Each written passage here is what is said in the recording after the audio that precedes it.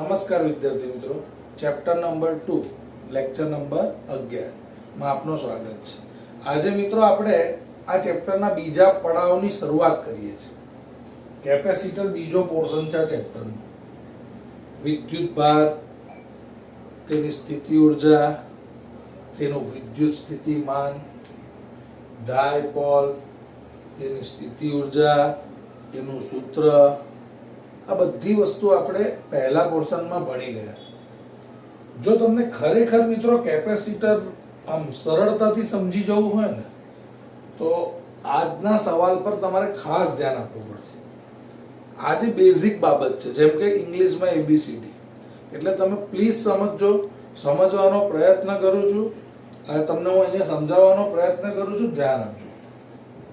સવાલ છે ધાતુમાં, આ કદાચ પરીક્ષા આ પૂછાય જ છે એવું નથી પૂછાતું, પણ આ સમજણની દ્રષ્ટિએ બહુ મહત્વનો સવાલ છે।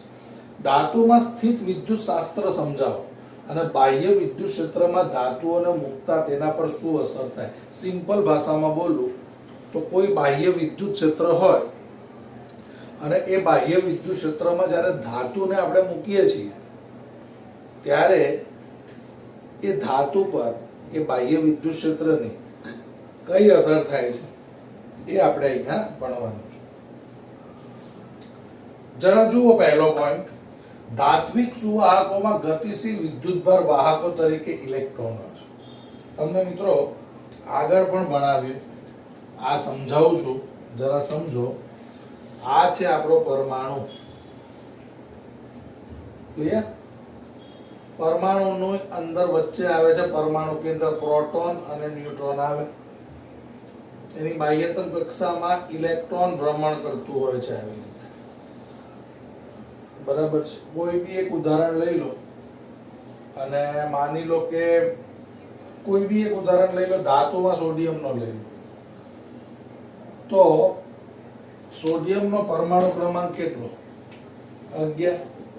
ઇલેક્ટ્રોન રચના 2 8 1, તો પહેલી કક્ષામાં કેટલા 2 ઇલેક્ટ્રોન ભ્રમણ કરે છે, બીજી કક્ષામાં 8 ઇલેક્ટ્રોન ભ્રમણ કરે છે અને ત્રીજી કક્ષામાં ફક્ત 1 ઇલેક્ટ્રોન ભ્રમણ કરે છે।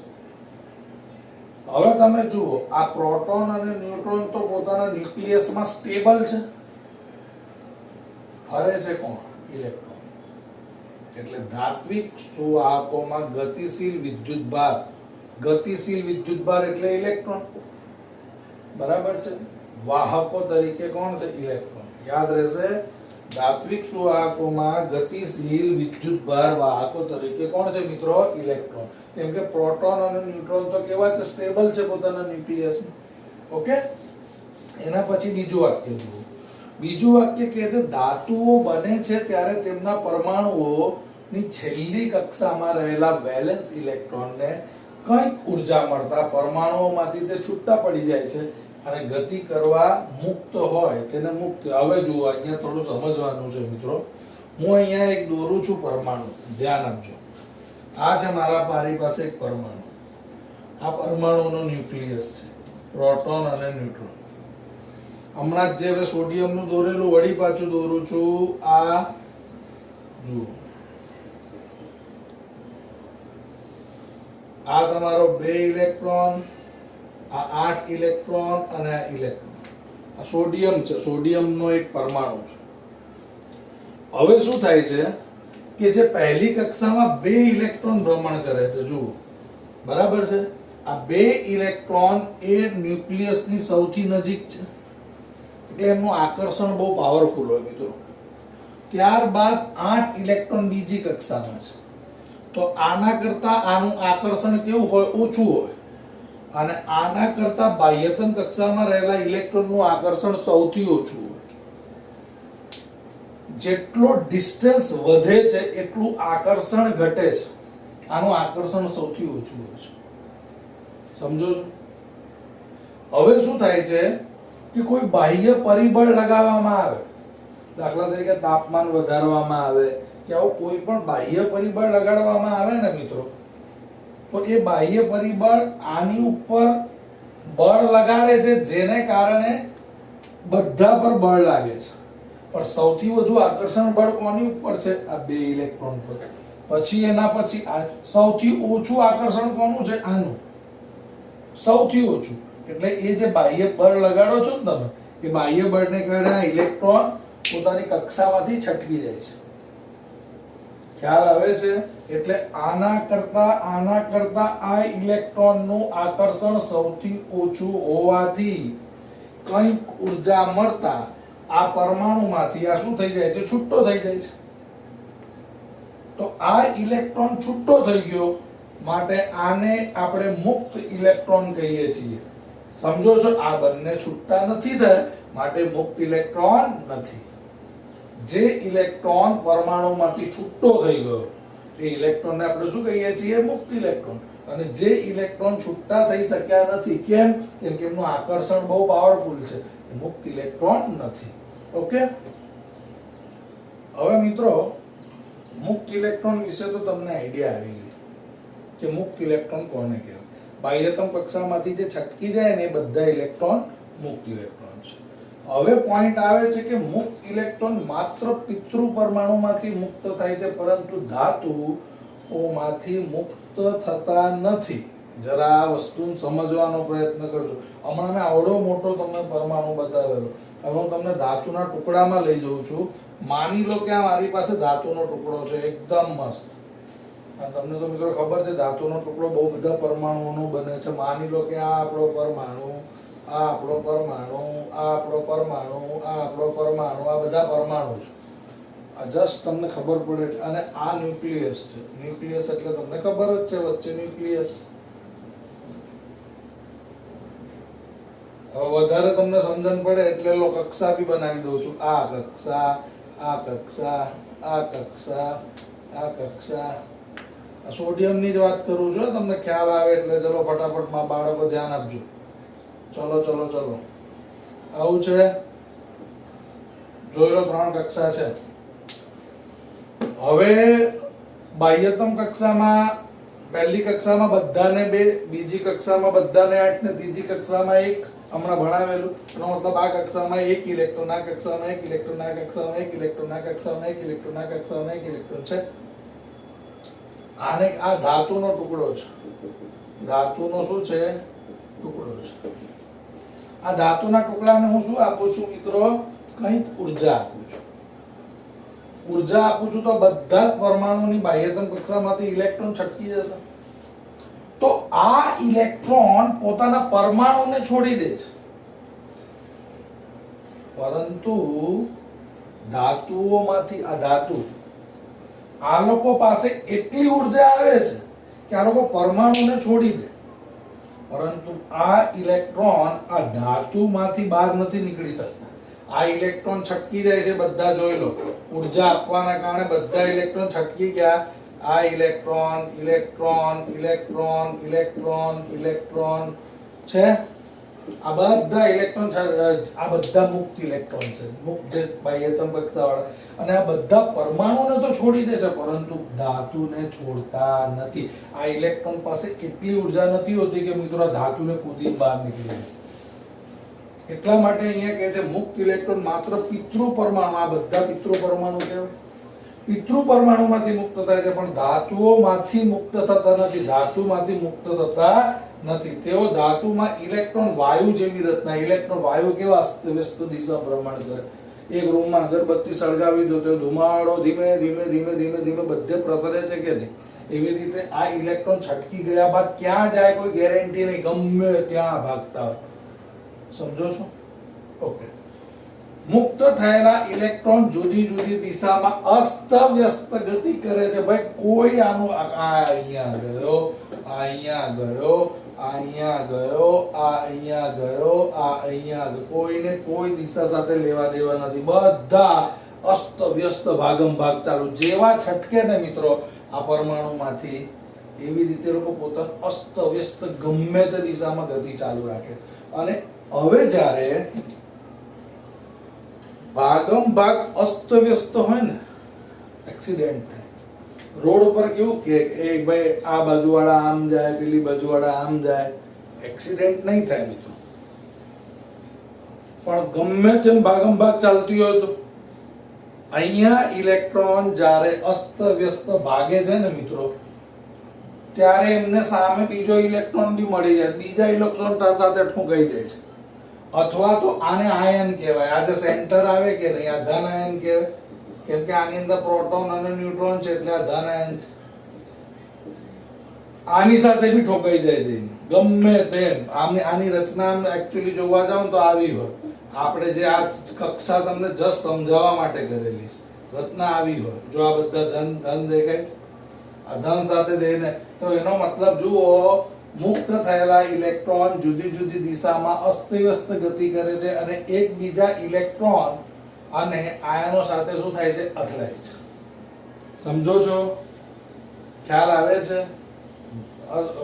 મુક્ત થયા બાદ ઇલેક્ટ્રોન વચ્ચે પણ અથડામણ થાય છે અને ઇલેક્ટ્રોન આયન વચ્ચે પણ અથડામણ થાય છે. મિત્રો, હવે તમને ધાતુની પરિસ્થિતિ કેવી છે ખ્યાલ આવ્યો? જુઓ, હું તમને આકૃતિ બતાવું છું. આ ધાતુ આપણી કેવી હોય, ઇન્ટરનલ અંદર ઘૂસીને જોવાનું છે કેવી હોય.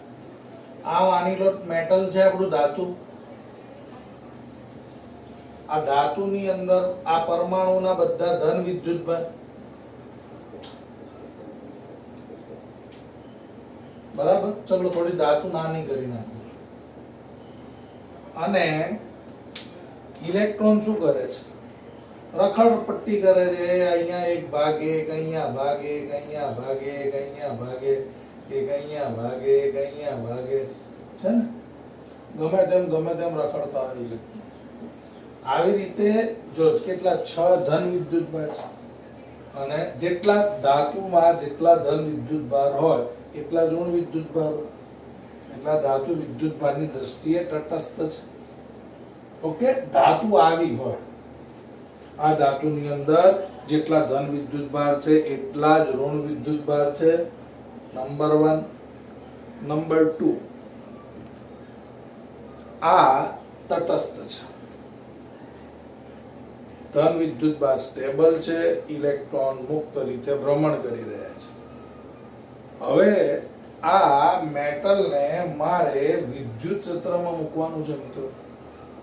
માની લો કે કોઈ સમાન વિદ્યુત ક્ષેત્રની અંદર હું આ મેટલને શું કરું છું? માની લો કે મારી પાસે વિદ્યુત ક્ષેત્ર છે. સમજો, આ સમાન હવે વિદ્યુત ક્ષેત્ર મિત્રો તમને સમજાવેલું ક્યાંથી ચાલુ થાય? ધન થી વિદ્યુત ક્ષેત્ર રેખા નીકળે, ઋણમાં વિદ્યુત ક્ષેત્ર રેખા દાખલ થાય, બરાબર છે. તો અહીંયા માની લો કે એક ધન ભારિત પ્લેટ છે અને અહીંયા એક કોણ છે? ઋણ ભારિત પ્લેટ. તો ધન ભારિત પ્લેટમાંથી ક્ષેત્ર રેખા નીકળીને ઋણ ભારિત પ્લેટમાં દાખલ થાય. થાય કે નહીં? જુઓ, આ દાખલ થાય, આ દાખલ થાય, આ દાખલ થાય, દાખલ થાય, દાખલ થાય, દાખલ થાય. ડન. હવે આ વિદ્યુત ક્ષેત્રની દિશા કઈ છે? આ છે, જોઈ લો. બરાબર, આઉટસાઇડની વિદ્યુત ક્ષેત્રની દિશા. હવે આની અંદર આ મેટલના ટુકડાને ઉચકીને મૂકી દેવાનું છે. ધ્યાન આપજો. આ મેટલને હું શું કરું છું? અંદર મૂકી દઉં છું. તો જો આવું છે મેટલનો ટુકડો. એની અંદર ઇલેક્ટ્રોન અસ્તવ્યસ્ત શું કરી રહ્યા છે? ગતિ કરી રહ્યા છે. સમજો છો? હવે શું થાય એ જોવાનું છે બાળકો. વિદ્યુત ક્ષેત્રની દિશા છે આઉટસાઇડ. હવે જરા વિચારો, તમને મિત્રો મેં સમજાવેલું હતું કે કોઈ પણ વિદ્યુત ક્ષેત્ર માં જ્યારે ઇલેક્ટ્રોનને મૂકવામાં આવે ને મિત્રો, ઇલેક્ટ્રોનને, તો ઇલેક્ટ્રોન ક્યાં ભાગશે? વિદ્યુત ક્ષેત્રની વિરુદ્ધ દિશામાં. ફિલહાલ વિદ્યુત ક્ષેત્ર આ દિશામાં છે, તો ઇલેક્ટ્રોન ક્યાં ભાગશે? વિદ્યુત ક્ષેત્રની વિરુદ્ધ દિશામાં. અને ધન વિદ્યુતભાર ક્યાં ભાગશે? વિદ્યુત ક્ષેત્રની દિશામાં. આવું આપણે આગળના લેક્ચરમાં ભણી ગયા છીએ. સમજો છો? એનો મતલબ છે આની અંદર છે ને મિત્રો, જે 6 પ્રોટોન અને 6 ધન વિદ્યુતભાર ને 6 ઋણ વિદ્યુતભાર દેખાય છે એવું નથી હોતું. તમને ખબર હોવી જોઈએ. કોઈ બી મેટલ અસંખ્ય ધન વિદ્યુતભાર અને ઋણ વિદ્યુતભારની શું થયેલી હોય છે, બનેલી હોય છે. એટલે જ્યારે આને મેટલમાં મૂકશો ત્યારે આ ધીરે ધીરે શું થવા લાગશે, આ જે ધન વિદ્યુતભારિત ભાગ છે ઋણને આકર્ષશે પોતાની તરફ અને આ પોર્શન ધનને પોતાની તરફ આકર્ષશે. એટલે હવે જરા વાક્ય જુઓ શું થાય છે. ધાતુઓને બાહ્ય વિદ્યુત ક્ષેત્રમાં મૂક્યું ઇલેક્ટ્રોન પર વિદ્યુત ક્ષેત્રની વિરુદ્ધ દિશામાં, બધા ઇલેક્ટ્રોન ક્યાં ભાગશે, આ, અને બળ લગાવવાથી વિદ્યુત ક્ષેત્ર અને સ્થાનાંતર કરી વિદ્યુત ક્ષેત્રની વિરુદ્ધ દિશામાં ધાતુની સપાટી પર જમા થાય. આ ધાતુની સપાટી છે. હવે જુઓ હું તમને સરળ આકૃતિ આપું તો સરળ આકૃતિ જુઓ ફરીથી. આ તમારું કોણ છે, વિદ્યુત ક્ષેત્ર, બરાબર છે. આ તમારો કોણ છે, ધાતુનો ટુકડો. આ વિદ્યુત ક્ષેત્રમાં positive positive positive positive positive, negative negative negative negative negative, બરાબર છે. આ ધાતુ આપણી ધાતુને જેવું વિદ્યુત ક્ષેત્રમાં મૂક્યું ને મિત્રો, આની અંદરના બધા ઇલેક્ટ્રોન અહીંયા ભેગા થાય, માઇનસ માઇનસ માઇનસ માઇનસ, આ ધન આકર્ષે અને અહીંયાના બધા ધન અહીંયા ભેગા થાય. સમજો છો, વિદ્યુત ક્ષેત્ર, આ વિદ્યુત ક્ષેત્ર ઋણ વિદ્યુત ભારને આ તરફ ભગાવે અને ધન વિદ્યુત ભારને, તો મારા મિત્રો જરા જુઓ, અંદર એક વિદ્યુત ક્ષેત્ર રેખા ક્રિએટ થાય છે, અંદર એક વિદ્યુત ક્ષેત્ર રેખા ક્રિએટ થાય છે. એને હું લખું છું EI અને આ છે EO. ધન વિદ્યુત ભાર ક્યાં ભાગ્યા, વિદ્યુત ક્ષેત્રની વિરુદ્ધ દિશામાં, અને એની સપાટી પર જમા થઈ ગયા. ધન વિદ્યુત ભાર ક્યાં ભાગ્યા, વિદ્યુત ક્ષેત્રની દિશામાં અને ધાતુની સપાટી પર જમા થઈ ગયા. આ જ વાક્ય બોલે છે. જુઓ હવે વાક્યમાં તમને સમજણ પડશે.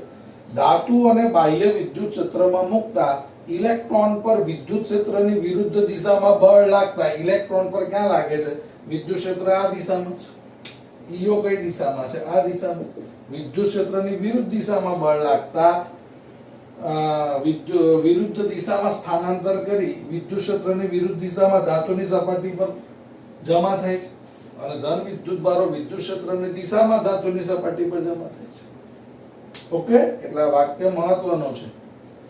ઋણ વિદ્યુત ભાર વિદ્યુત ક્ષેત્રની વિરુદ્ધ દિશામાં જાય છે અને સપાટી પર જમા થઈ જાય છે, અને ધન વિદ્યુત ભાર વિદ્યુત ક્ષેત્રની દિશામાં જાય છે અને સપાટી પર જમા થઈ જાય છે. ઓકે મિત્રો, અહીંયા આપણે શું જોયું કે બાહ્ય વિદ્યુત ક્ષેત્ર છે. હવે આ આકૃતિને મોટી છે એટલે હું અહીંયા હવે કેવી કન્ડિશન થઈ ગઈ, અહીંયા શું થઈ ગયું, અહીંયા બધે ઋણ વિદ્યુત ભાર આવી ગયું અને અહીંયા બધે શું થઈ ગયું, ધન વિદ્યુત ભાર આવી ગયું. તો વિદ્યુત ક્ષેત્ર રેખા આ દિશામાં ગઈ, આ દિશામાં ગઈ, આ દિશામાં ગઈ, આ દિશામાં ગઈ. અંદર એક નવી ઇલેક્ટ્રિક ફિલ્ડ નું નિર્માણ થયું. આને આપણે પ્રેરિત વિદ્યુત ક્ષેત્ર કહીએ છીએ મિત્રો. ઓલરેડી એક વિદ્યુત ક્ષેત્ર હાજર જ છે, જેને આપણે બાહ્ય વિદ્યુત ક્ષેત્ર કહીએ છીએ. અહીંયા બાહ્ય વિદ્યુત ક્ષેત્ર હતું અને અહીંયા જે ઉત્પન્ન થાય છે એને આપણે પ્રેરિત વિદ્યુત ક્ષેત્ર કહીએ છીએ. સમજો છો, આ વિદ્યુત ક્ષેત્રની ઇફેક્ટ થી ઇલેક્ટ્રોન પેલી બાજુ ગયા, ધન વિદ્યુત ભાર પેલી બાજુ ગયા અને જે ઇલેક્ટ્રિક ફિલ્ડ બને છે, જે વિદ્યુત ક્ષેત્ર રેખાઓ બને છે, જેનાથી આપણને આને પ્રેરિત વિદ્યુત ક્ષેત્ર કહેવાય. કોની પ્રેરણાથી બન્યું, બાહ્ય વિદ્યુત ક્ષેત્ર. ઓકે, જુઓ, ધાતુની સપાટી પર ધન અને ઋણ વિદ્યુત ભારો જમા થવાથી બાહ્ય વિદ્યુત ક્ષેત્રની વિરુદ્ધ દિશામાં પ્રેરિત વિદ્યુત ક્ષેત્ર ઉત્પન્ન થાય છે. બાહ્ય વિદ્યુત ક્ષેત્ર કઈ દિશામાં હતું, આમ, અને પ્રેરિત જોઈ લો, બાહ્ય વિદ્યુત ક્ષેત્ર આ દિશામાં હતું, પ્રેરિત વિદ્યુત ક્ષેત્ર આ દિશામાં છે. સમજો છો? હવે મિત્રો સમજવાનું છે ખાસ. હવે આ જે હવે શું થાય છે મિત્રો, શરૂઆતમાં બાહ્ય વિદ્યુત ક્ષેત્ર વધુ હોય છે, અંદરનું વિદ્યુત ક્ષેત્ર ઓછું હોય છે. કેમ? બાહ્ય વિદ્યુત ક્ષેત્ર તો ફિક્સ છે. અંદર ધીરે ધીરે, ભાઈ ઇલેક્ટ્રોન તો મિત્રો અબજોની સંખ્યામાં છે, અબજોની સંખ્યામાં. તો શું બધા ઇલેક્ટ્રોન અહીંયા આવશે ને બધા ધન વિદ્યુત ભાર અહીંયા આવશે? નહીં. ધીરે ધીરે ધીરે ધીરે જેમ જેમ સમય વીતતો જાય તેમ તેમ તેમ તેમ ઇલેક્ટ્રોન અહીંયા થતા જાય. હવે તમે વિચારો કે માની લો આ વિદ્યુત ક્ષેત્ર છે, સમજો બાળકો, ડન. અને આ વિદ્યુત ક્ષેત્રની અંદર આ આપણો ધાતુનો ટુકડો છે, બરાબર છે. જો પહેલા વિદ્યુત ક્ષેત્ર આટલું, સોરી અહીંયા ઋણ આવે અને અહીંયા ધન આવે, અને આ તમારો ધન અને આ ઋણ, તો અહીંયા ક્ષેત્ર રેખા આવી બને, ધનથી ઋણ, ધનથી ઋણ, ધનથી ઋણ, ધનથી ઋણ. થોડો સમય વીત્યો ને મિત્રો, તો અહીંયા ઋણ વિદ્યુત ભર વધી ગયું, અહીંયા ધન વિદ્યુત ભર વધી ગયું, તો વિદ્યુત ક્ષેત્ર રેખા હજુ વધી. થોડા સમય પછી વળી પાછો ઋણ વિદ્યુત ભર વધી ગયો, ધન વિદ્યુત ભર વધી ગયો, પાછી વિદ્યુત ક્ષેત્ર રેખા. જેમ જેમ જેમ જેમ ધન વિદ્યુત ભાર અને ઋણ વિદ્યુત ભાર વિદ્યુત ક્ષેત્રની વિરુદ્ધ દિશામાં ભાગે અને ધન વિદ્યુત ભાર વિદ્યુત ક્ષેત્રની દિશામાં ભાગે, જતા જાય વિદ્યુત ભાર જમા થતા જાય, વિદ્યુત ક્ષેત્ર રેખા વધતી જાય, વિદ્યુત ક્ષેત્ર વધે. એનો મતલબ જેમ જેમ જેમ જેમ વિદ્યુત ભાર બંને તરફ જતા જાય, વિદ્યુત ક્ષેત્ર વધતું જાય. મારા મિત્રો, શરૂઆતમાં વિદ્યુત ક્ષેત્ર આઉટસાઇડ નો વધારે હતો, પણ જેમ જેમ જેમ જેમ બંને બાજુ વિદ્યુત ભાર વધતા જાય તેમ તેમ તેમ તેમ વિદ્યુત ક્ષેત્ર રેખા વધતી જાય અને ઈ ઇન્ટરનલ પણ ઇન્ક્રીઝ થતું જાય. હતું પહેલા ઓછું, કેમ કે ઓછા ઇલેક્ટ્રોન અને ધન વિદ્યુત ભાર ગયા હતા. હવે એ લોકોની સંખ્યા વધતી ગઈ તો વિદ્યુત ક્ષેત્ર રેખા વધતી ગઈ, અને વિદ્યુત ક્ષેત્ર રેખા વધી ગઈ તો ઇન્ટરનલ વિદ્યુત ક્ષેત્ર પણ વધ્યું, અને ઇન્ટરનલ વિદ્યુત ક્ષેત્ર આઉટસાઇડના વિદ્યુત ક્ષેત્ર કરતા વિરુદ્ધ છે. તો કોઈ સવાલ એવો પૂછે છે કે સર, ઇલેક્ટ્રોન અને પ્રોટોન ક્યાં, ઇલેક્ટ્રોન અને ધન વિદ્યુત ભાર ક્યાં સુધી આવી રીતે, જ્યાં સુધી આ બંને સેમ ન થઈ જાય ત્યાં સુધી. સમજો છો? જે સમયે તમારો ઈ ઓ અને ઈ આઈ સમાન, બાહ્ય વિદ્યુત ક્ષેત્ર અને અંદરનું વિદ્યુત ક્ષેત્ર સમાન થાય ત્યાં સુધી આ વિદ્યુત ભાર અહીંયાથી ઋણ અહીંયા આવતો જાય, ધન અહીંયા આવે. એક સમય જ્યારે આ ઈઆઈ અને આ ઈઓ સમાન થઈ જાય ત્યારે અંદર ઇલેક્ટ્રોન અહીંયા આવતો બંધ થઈ જાય અને ધન વિદ્યુત ભાર અહીંયા આવતો બંધ થઈ જાય. અને એનો મતલબ મિત્રો શું થઈ ગયું? આ બંને સમાન થઈ જવાથી ધાતુની અંદર પરિણામી વિદ્યુત ક્ષેત્ર 0 થઈ જાય. અરે જેટલું ધન છે એટલું ઋણ છે, તો મેટલની અંદર તો વિદ્યુત ક્ષેત્ર 0 થઈ ગયું.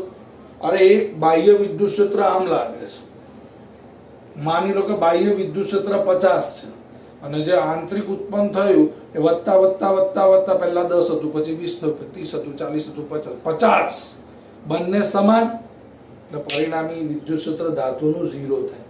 ધાતુનું પરિણામી ઈ નેટ કેટલું થાય? ઈ નેટ બાહ્ય માઇનસ ઇન્ટરનલ બંને સેમ એટલે 0. એટલા માટે વાક્ય લખ્યું છે, જ્યારે બાહ્ય વિદ્યુત ક્ષેત્ર અને અંદરનું વિદ્યુત ક્ષેત્ર સમાન મૂલ્યનું થાય ત્યારે સપાટી પર જમા થવાનું બંધ થઈ જાય. સપાટી પર જમા થવાનું બંધ થઈ જાય. સમજો છો? ખ્યાલ આવે છે મિત્રો?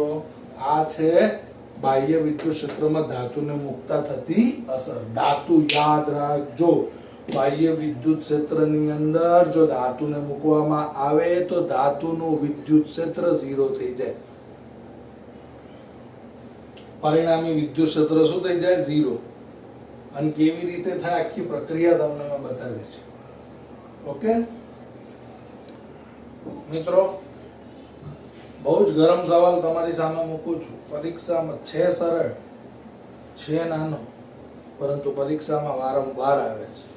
આ સવાલનું નામ છે સ્થિત વિદ્યુત ક્ષેત્રને લગતા સુવાહકોના અગત્યના પરિણામો. આમાં બહુ બધી મેટર હજુ ભણવાની છે મિત્રો. સૌથી પહેલા તો હમણાં જસ્ટ ભણી ગયા કે સુવાહકની અંદરના ભાગમાં સ્થિત વિદ્યુત ક્ષેત્ર શું. સ્થિત વિદ્યુત ક્ષેત્ર એટલે કઈ ખબર પડે છે મિત્રો? સ્થિત વિદ્યુત ક્ષેત્ર એટલે શું? હમણાં તમને મિત્રો મેં ભણાવ્યું કે આ વિદ્યુત ક્ષેત્ર છે. ફટાફટ ધ્યાન આપજો. અને આની અંદર મેટલ છે અને આ બધા કેવા ધન અને આ બધા કેવા ઋણ. અને આની અંદર આ બધા ઋણ ઋણ ઋણ ઋણ ઋણ ધન ધન ધન ધન ધન. વિદ્યુત ક્ષેત્રની દિશા આવું ક્યાં સુધી થાય?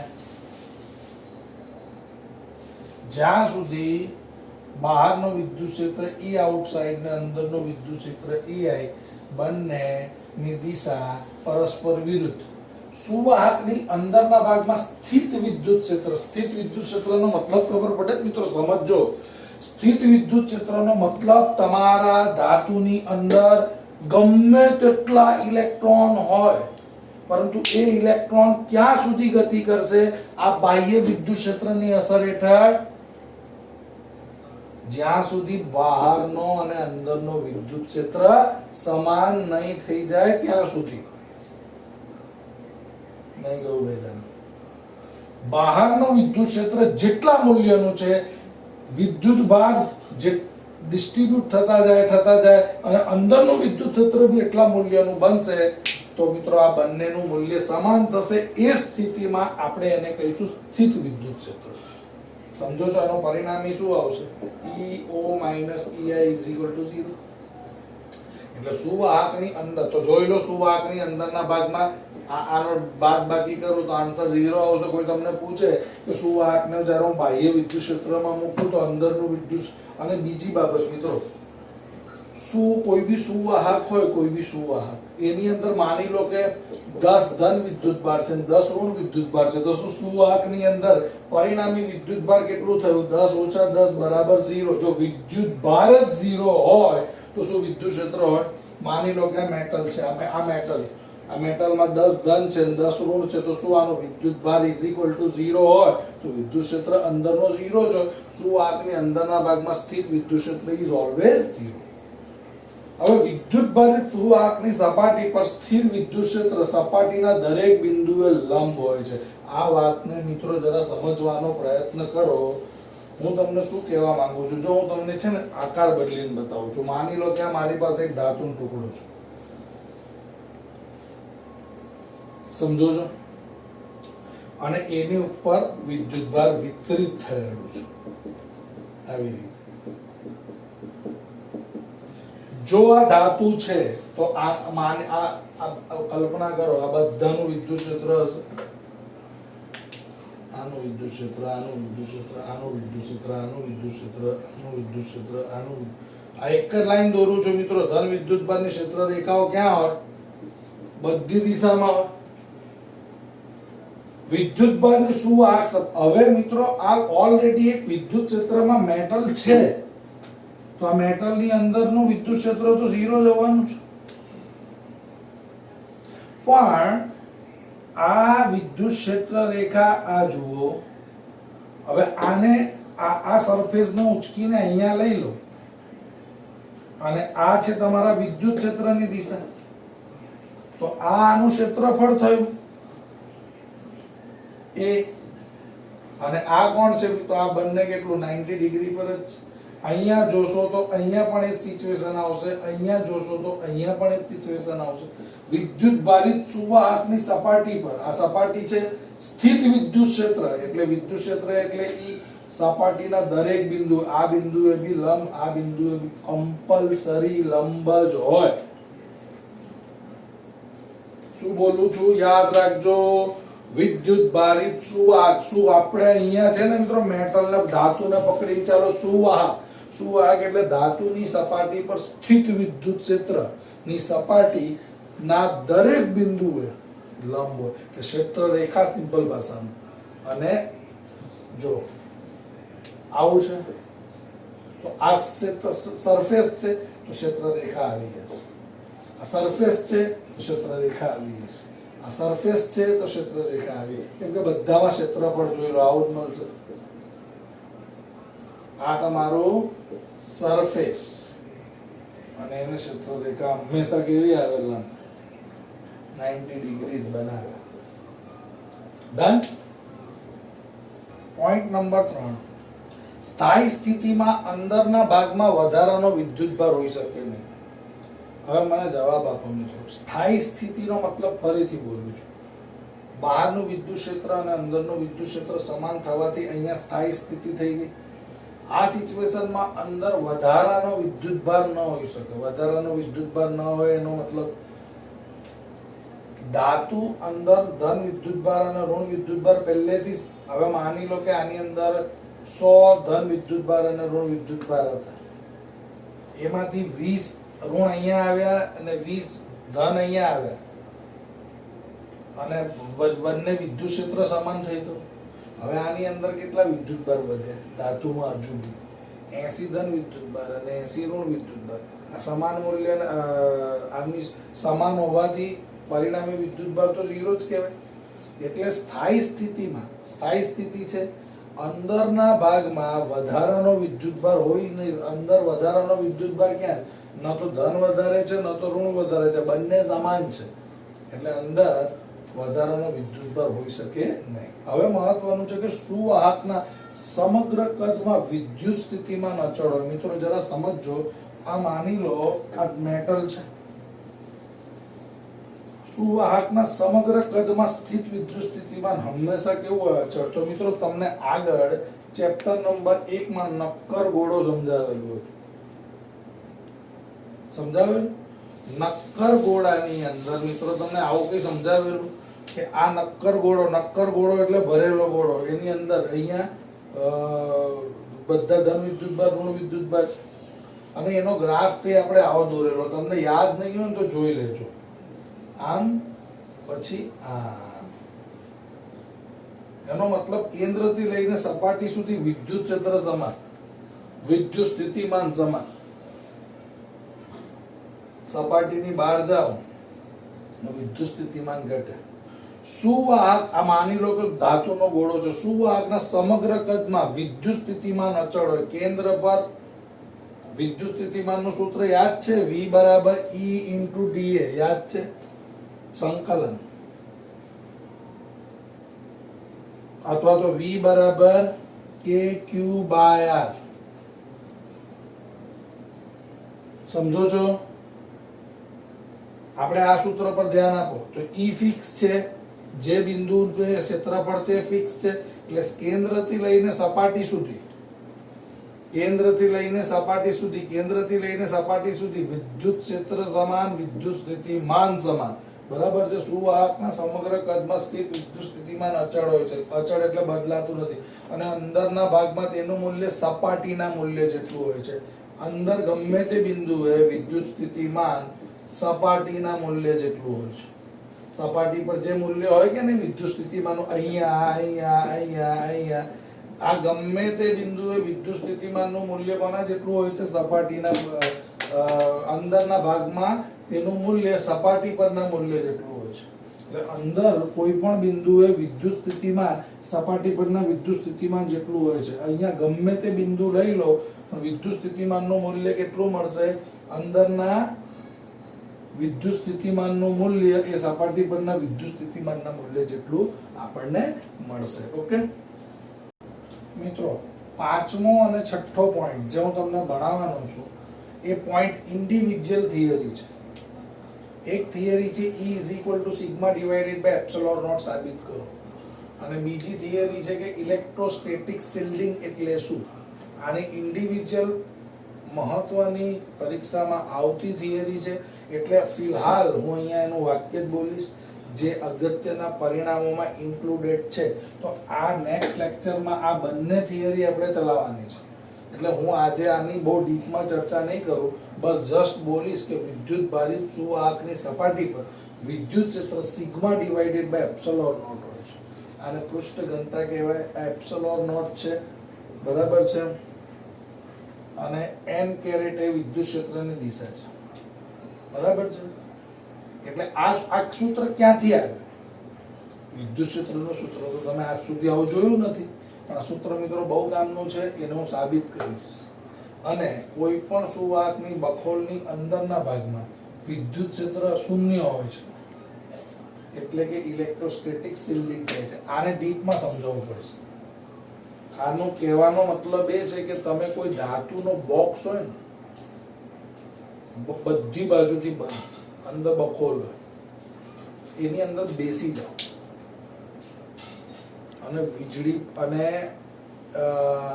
સિમ્પલ, ચાલો ને બહુ કોમ્પ્લિકેશન નથી કરવું, 4 વ્હીલમાં બેસો છો, 4 વ્હીલનું બધી કાચ દરવાજો બધું જ બંધ છે અને 4 વ્હીલ પર વીજળી પડી, શું તમે બચશો?